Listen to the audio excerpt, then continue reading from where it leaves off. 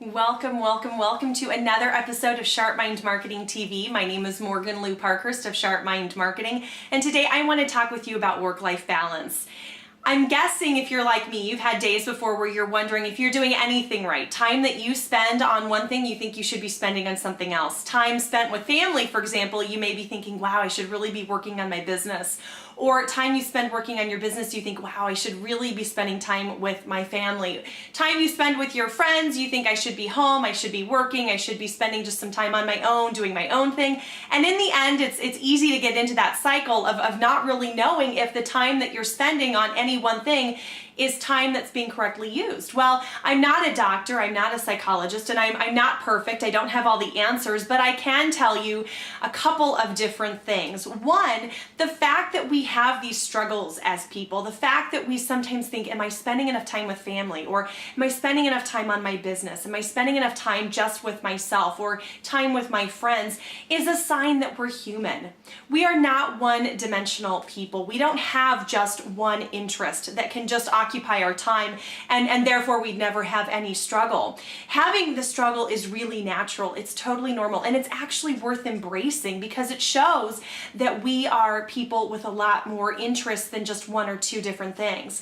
My husband and I recently celebrated our 8th anniversary, and although I like to think we're very happily married, and I think we both can agree that we are, the reality is if we spent every waking minute together, we would go nuts.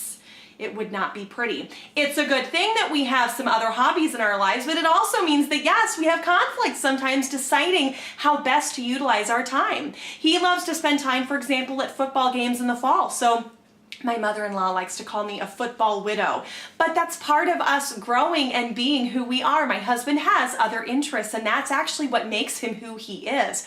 Rather than be frustrated by that or rather than feel guilty for it, it's actually something he should embrace. And so if you can think about the fact that you probably have more than one interest or hobby and more than one thing pulling you in a direction at any given time, is just a sign that you are human with a lot of different interests and a lot of different talents. And how boring would it be if we only ever had one thing in our lives to occupy our time? Another thing I'd like to share on this front is that we will make missteps. There will be times when, we'll go to that football game instead of doing something else, or we will work on our business instead of doing something else, or we might inadvertently delay a product launch because of something we were doing in our personal lives. And again, that happens. It's okay. Rather than fear those missteps, it's time to embrace them, because those are those little red flags to say, the balance in our lives might not be quite where we want it to be, but fortunately, tomorrow's another day. We can always start fresh, and we can always do it a little bit differently. Many of you know, and some of you may not know, that my mother died when I was 18. So I've had time to reflect on her life and what she meant to me. And as a single mother with 2 jobs, I can tell you, looking back on it, that she definitely had momflict. She definitely wondered if she was utilizing her time effectively, that maybe time at her jobs was time not spent with me, and time spent with me was maybe time that she wasn't earning extra money for us. But in looking back, she did make missteps. And there were times when she didn't do things quite maybe the way she would have done them if she could have had a redo. But there was something that I learned about her that I think is really important when we look at work-life balance.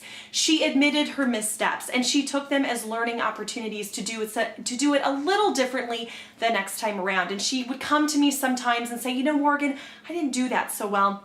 I'm going to try that a little differently in the future. Sorry that I made that misstep. It was really refreshing to know that, yeah, she made missteps herself. There were times when that balance was just out of whack.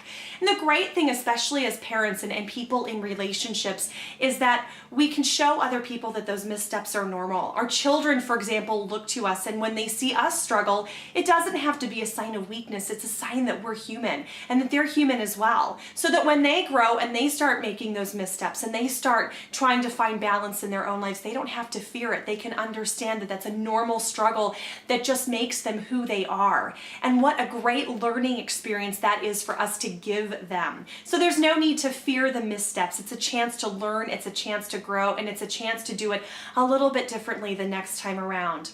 The last thing I leave you with on this note is, again, reflecting back on my mother, and that is that you're probably doing better than you think. So While you might be beating yourself up because you spent a little extra time today working on your business instead of spending extra time at the dinner table with your children, just know that you are doing better than you realize. You are having a more positive impact on them than you are giving yourself credit for. I can tell you, again, looking back on my own mother, even with her 2 jobs and all of the different things going on in our lives, she did way better than she ever gave herself credit for. And I'm pretty gosh darn sure the same can be said for you as well. You are having a greater impact on people's lives than you'll ever know. So it's just a chance to keep growing and going and doing the things that you love to do and exploring your creativity, growing your business, and just being the person, the wonderful person that you are.